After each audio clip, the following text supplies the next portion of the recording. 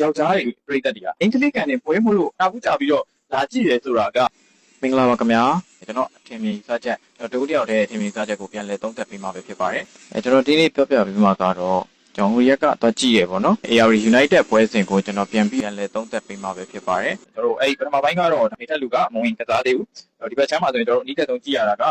အင်ဒိုကစားသမားလေးရှိမယ်နော်ကျွန်တော်နံပါတ်7အဲ့ဒီကိုကျွန်တော်ကြည့်ရမ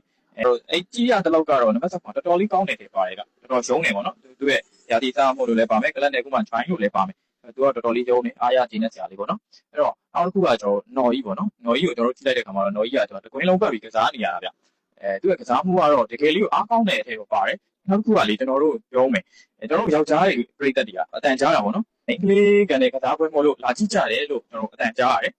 အဲ့လိုဆိုတော့ကျွန်တော်အဲ့ဒါလေးကိုပြန်ပြီးဖြည့်ရှင်းနေတာပေါ့နော်ကျွန်တော်ယောက်ျားလေးပြိတ္တတွေကအင်္ဂလိပ်ကန်တဲ့ပွဲမို့လို့နောက်ခုကြပြီးတော့လာကြည့်ရဲဆိုတာကတချို့တော့မှန်တယ်အပြည့်အဝတော့ကျွန်တော်မမှန်ဘူးဗျဘာဖြစ်လို့လဲဆိုတော့ကျွန်တော်တို့တော့ကြည့်တာကျွန်တော်ကိုယ်နဲ့ကျွန်တော်နှိုင်းထားတာပေါ့နော်ကျွန်တော်သိနေကျွန်တော်နှိုင်းထားတာကျွန်တော်အမြင်စားချက်ကျွန်တော်အမြင်ပေါ့ကျွန်တော်တို့တယောက်ကစိတ်ခံစားချက်ကတော့ကျွန်တော်သူတို့ကြည့်ချင်တာလည်းပါတယ်မျိုးသမီးတွေဘယ်လောက်ထိစားဆောင်ရည်မြင်မာလဲဘယ်လောက်ထိရုံးနိုင်လဲဘယ်လောက်ထိလောက်ပြနိုင်လဲဆိုတော့ကြည့်ချင်တာလည်းပါတယ်ပြီးတော့အမျိုးသမီးတွေကိုနှာဘူးပေါ့ဗျာနှာဘူးစိတ်ကနေကြည့်ချင်တာလည်းပါတာပေါ့နော်အဲ့လိုဆိုတော့တော့ကြည့်ရဲမှန်တယ်ဒါပေမဲ့ဒီတိုင်ကြီးနှာဘူးကြပြီးတော့လာကြည့်ရတဲ့လူကတော့ရှားမယ်လို့ထင်နေဗျနှာဘူးစိတ်ကြည့်ကြတော့မဟုတ်ဘူးပေါ့နော်ဒါပေမဲ့သူတို့ရဲ့ဘယ်လောက်ထိကန်နိုင်မှုစွမ်းရှိလဲဆိုပြီးတော့သူတို့ရဲ့စားဆောင်ရည်ကိုကြည့်ချင်တဲ့အမျိုးသားတွေကလည်းတော်တော်လေးကိုများတယ်လို့ထင်ပါတယ်ဗျအဲ့လိုဆိုတော့ကျွန်တော်တို့ပြန်ပြောရရင်အောင်သူတို့ဆိုင်ရုံလို့ကိုဖြစ်ပြနေတဲ့တက်တက်မှုမျိုးမဟုတ်ဘဲနဲ့ကျွန်တော်ဒီဘက်ကနေပြီးတော့ဘယ်လောက်ထိအမျိုးသမီးတွေကစားဆောင်ရည်မြင်မာတဲ့ဘယ်လောက်ထိတကယ်တော်ကြလဲဆိုတာကိုကျွန်တော်တို့ကြည့်ချင်တဲ့စိတ်ကပုံများမယ်လို့ကျွန်တော်ထင်ပါတယ်ဗျအဲ့လိုဆိုတော့စကားလေးဆက်လာရင်ကျွန်တော်တို့အဲ့ပထမပိုင်းမှာနော်ကြီးကတော်တော်လေးရှုံးနေပေါ့နော်တကွင်းလုံးကစားတယ်သူကကျွန်တော်တို့မန်ယူကအရင်တော့ကျွန်တော်ကြည့်ခဲ့ရတဲ့ကစားသမားတွေဆိုရင်ပေါ့ပါတို့ရိုနီတို့လိုအလဲကနေပဲတော့ဆောက်ပြီးတော့ဘက်ကိုပြန်ပေါ့နော်တောင်ဝန်နေတဲ့နောက်တန်းနေဆင်းယူအဲ့ဒီနေထားနေတော့ကစားတာတွေ့ရတယ်တင်အားမှုရှိပါတယ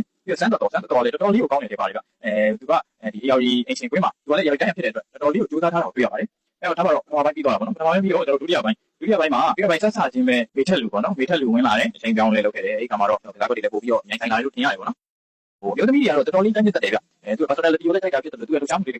ုလူပြောင်းများနေလို့လည်းပြောလို့ရတယ်ဗျအဲ့တော့ဒုတိယကပြန်ကြည့်မယ်ဆိုရင်တော့မေထက်လူကနည်းနည်းလေးပေါ့နော်ဒါသူ့ကိုဝေဖန်တာလို့လည်းပြောလို့ရတာပေါ့နော်ဒါချင်းချင်းတော့မပါပါဘူးကျွန်တော်မြင်သားချက်ကိုကျွန်တော်တို့ပြောခဲ့မြင်သားချက်ကိုပြောပြတာပါမေထက်လူရဲ့အနေထားလေးကနည်းနည်းလေးပေါ့နော်နည်းနည်းလေးဟိုဘယ်လိုပြောမလဲစိုက်လေးနည်းနည်းရှိနေတယ်ကျွန်တော်ဘယ်ကနေပြောမလဲစိုက်ပြီးနေတဲ့ပုံစံမျိုးလေးအနေငယ်တွေ့ရတယ်ဗျသူကနည်းနည်းလေးထုတ်လေးတွေပဲသွားနေတယ်ပေါ့နော်ဒါကတော့ကျွန်တော်အမြင်ပေါ့နော်ကျွန်တော် foreign ဘက်ကပြန်ပြောမယ်ဆိုရင်တော့လေ foreign ကစားသမားတွေရဲ့ပုံစံမျိုးလာတော့ကျွန်တော်လည်းဒီကောင်မသိဘူးပေါ့နော်ကျွန်တော်ဘောလုံးကစားကိုသိပြီးတော့ကျွန်တော်ဝင်ရှိတာမဟုတ်တဲ့အတွက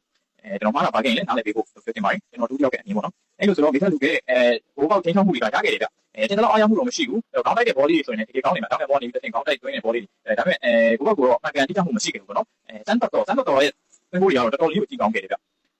ကန်ကြလည်းပြင်းတယ်ပေါ့နော်အဝေးကနေလမ်းတွင်းတဲ့ကန်ကြတွေဆိုရင်စမ်းတော်တော်လေးကောင်းခဲ့တယ်ကျွန်တော်ပြောလို့ပဲမိသားစုကလူတက်ထားတဲ့အနေအထားတွေလည်းဘာလို့ဖြစ်ပါလိမ့်မယ်နော်မိသားစုကလူတက်ထားတယ်ဟိုဘက်တင်းကနေပြီးတော့တင်းကနေပြီးတော့2ယောက်လောက်ပိတ်ပြီးတက်ထားတယ်မိသားစုတော့လို့မရလည်းဖြစ်လောက်မယ်ပြီးတော့သူကထုံးမှတိတ်ပြီးတော့မတွေ့ရဘူးဗျနော်အတင်းကနည်းနည်းလေးဟိုတစ်ဖက်တင်းကအင်အားသေးတဲ့အနေအထားမလို့ short ကန်နေတာလားလို့လည်းတော်တော်တွေးလို့ရတယ်ဗျအဲ့လိုဆိုတော့ထားပါတော့ဗျပွဲကစားချိန်ကြီးနဲ့ကိုယ်တည်းပြည့်သွားတာပေါ့နော်ဘာဖြစ်လို့လဲတော့မသိဘူးနော်အမှန်တော့ဒီ AR United ကကျွန်တော်အမြင်ပေါ့နော် AR United ကသူတို့ကိုငှားထားတယ်သူတို့ရဲ့ကြိုးစားမှုရောပြီးရင်သူတို့ရဲ့ဆက်ဆောင်ရည်ရောသူတို့ရဲ့ fan club လူကြိုက်များမှုတွေရောအများကြီးရှိတဲ့အတွ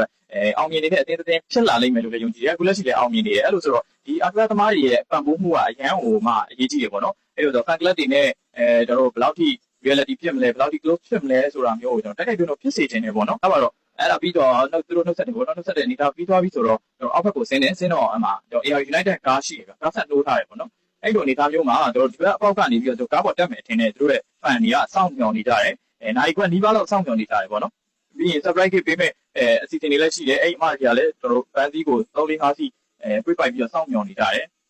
်အဲ့အချိန်မှာတော်ကြီးတယောက်ကလာပြောရယ်ပေါ့နော်ညီမလေးတို့လည်းသူတို့ကမိသက်လူကဒီဘက်ကမပြန်တော့ဘူးတဲ့ဟိုဘက်ကသွားပြီလို့ပြောတဲ့အချိန်မှာကျွန်တော်ထင်လိုက်တယ်ပေါ့နော်မိသက်လူကသူတို့ United ကစီစဉ်ပေးထားတဲ့ bus ကားနဲ့လည်းဓာတ်ရိုက်မလာဘူးသူကသူဟိုဘက်ကနေပြီးတော့ပဲနောက်တစ်နေ့မှလာတယ်လို့အတန်ကြားရတယ်ပေါ့နော်အဲ့လိုနေရာမှာဒီနေ့မှဆိုရင်လည်းဒီ bus နဲ့သူကပြန်မှာမဟုတ်ဘူးတိတက်ကားနဲ့ပြန်မယ်လို့သိလိုက်ရတဲ့အတွက်ကျွန်တော်တို့ပြောလိုက်တယ်အမားတို့ဒီ AR United အသင်းကဒီပြဖြစ်အုပ်ချုပ်မှုတိုင်တာဖြစ်တရားကြောင့်လည်းချိတ်ဆက်ပြီးတော့အမားတို့ဟိုတယ်မှာတော့ပေးလိုက်ပါအဲ့ဒါကပိုပြီး data ပါလိမ့်မယ်ဘာလို့လဲဆိုတော့ဒီမှာကလူပြိတ္တလည်းတော်တော်များတယ်ပြီးတော့လုံခြုံရေးပိုင်းအားနဲ့တက်ကြောင်လားဘာလားတော့မသိဘူးသူကဒီဘက်ကမလာဘူးဆိုတဲ့အတွက်ကြောင့်အမားတို့ချိတ်ဆက်ပြီးလို့ဘိုးစင်ပြပါလိမ့်မယ်လို့ပြောခဲ့တယ်ပေါ့နော်ပြောခဲ့ပြီးတော့ကျွန်တော်ပြန်လာခဲ့တယ်အဲ့ဒီမှာကျွန်တော်တို့တွေ့ရတာကတကယ် fan တွေကဒီမေထက်လူတို့နော်ကြီးတို့အားပေးမှုကအရင်ပြင်းထန်နေဗျနော်အဲ့လိုဆိုတော့အချင်းကြီးမဖြစ်စေချင်ဘူးနောက်တစ်ခါဒီလိုပွဲမျိုးတွေစီစဉ်မယ်ဟိဆိုရင်တော့ fan တွေနဲ့ reality လာရောက်ညီထွေမှုရှိအောင်လုပ်စေချင်တယ်ဗျနော် ပြီးတော့လည်းဒီ AR United ဆိုတာဒီကစားသမားတွေရဲ့ပံ့ပိုးမှုကအရင်အရေးကြီးတဲ့အတွက် sponsor ဘိုင်းတွေရောကျွန်တော်တို့တို့ကိုမိတ်ဆက်ပြီးတော့ဒီအတင်းရဲ့ဂျင်ပုံငွေရှာတာမျိုးတွေ fantasy ပေးတာမျိုးတွေ class နဲ့ဒီပြည်သက်တွေနဲ့တွေ့ရမျိုးတွေအဲ့လိုမျိုးတွေလုပ်ပေးမယ်ဆိုရင်တော့ဒီတင်းကပို့ပြီးတော့တို့တက်အောင်မြင်မယ်လို့ကျွန်တော်ထင်ပါတယ်ဗျပြီးတော့လည်းတကယ်ဟိုလာအားပေးကြတဲ့တကွင်းလုံးအားဆိုရင်တော့ကျွန်တော်ခံမှန်းရတဲ့လောက်လူရောက်ကို1000နီးပါးလောက်ရှိမယ်ဗျ1500လောက်ရှိမယ်ပေါ့နော်အဲ့လိုဆိုတော့ဟိုအများကြီးလာအားပေးကြတဲ့ပြည်သက်တွေကိုတကယ်ဟို respect ထားတဲ့နေပေါ့နော်သူတို့ကြောင့်လာပြီးအားပေးတာဘောလုံးအားကစားကိုလည်းတက်တက်တာပါတယ်သူတို့ကိုလည်းတွေ့ချင်တာပါတယ်သူတို့ရဲ့စူးစမ်းမှုဘယ်လောက်ရှိမလဲသူတို့ close ဘယ်လောက်ဖြစ်မလဲဒီဟိုဟာတွေနဲ့ fan တွေနဲ့ဘယ်လောက်ထိလုပ်ပေးနိုင်မလဲဒီလိုနေထားမျိုးမှာအားလုံးကလက်ကြည့်ကြတဲ့အတွက်သူတို့ကိုတို့ဟိုမဖြစ်စေချင်ဘူးပေါ့ဗျာပြောရရင်မျက်နှာမပြတ်စေချင်ဘူးပေါ့ဟုတ်ကဲ့အဲ့လိုတော့ကျွန်တော်ချင်းမီစားချက်ကထင်တယ်ပေါ့နော်အဲ့လိုဆိုတော့နောက်ပွဲတွေမှာဒီထက်ပိုပြီးကောင်းတဲ့ပုံစံမျိုးတွေနဲ့လာလိမ့်မယ်လို့လည်းမျှော်လင့်ပါတယ်လာလိမ့်မယ်လို့လည်းထင်ပါတယ်တော့30ရက်နေ့မှာပြန်ပြီးတော့တွေ့ကြမယ်ပေါ့နော်အဲ့တော့အဲ့ပွဲတင်လေးမှာလည်းအကောင်းဆုံးခြေစွမ်းတွေနဲ့အကောင်းဆုံးကြိုးစားမှုတွေနဲ့အကောင်းဆုံးဒီ fan တွေကိုပျော်ပြမှုတွေနဲ့အကောင်းဆုံး reality ဖြစ်တဲ့ပုံစံမျိုးတွေကိုကျွန်တော်မြင်ချင်ပါတယ်အဲ့တော့အားလုံးကျေးဇူးတင်ပါတယ်ကျွန်တော်ရဲ့တူတယောက်အမြင်ကိုပြောပြခြင်းပဲဖြစ်ပါတယ်အဲ့တော့ကျွန်တော်စောစောကတွေ့ခဲ့တာကတော့စိတ်မကောင်းခဲ့တာလေးပေါ့နော်ဒီပရိသတ်နဲ့ဟိုဘက်က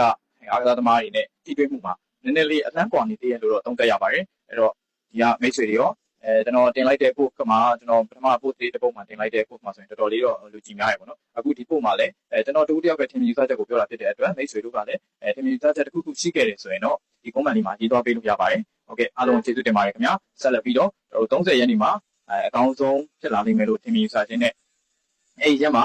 ဘယ်လိုမျိုးတွေကြုံတွေ့ရအောင်လဲဆိုတာကိုကျွန်တော်ထပ်ပြီးတော့တင်ပြပေးဦးမှာပါခင်ဗျာအားလုံးကျေးဇူးတင်ပါတယ်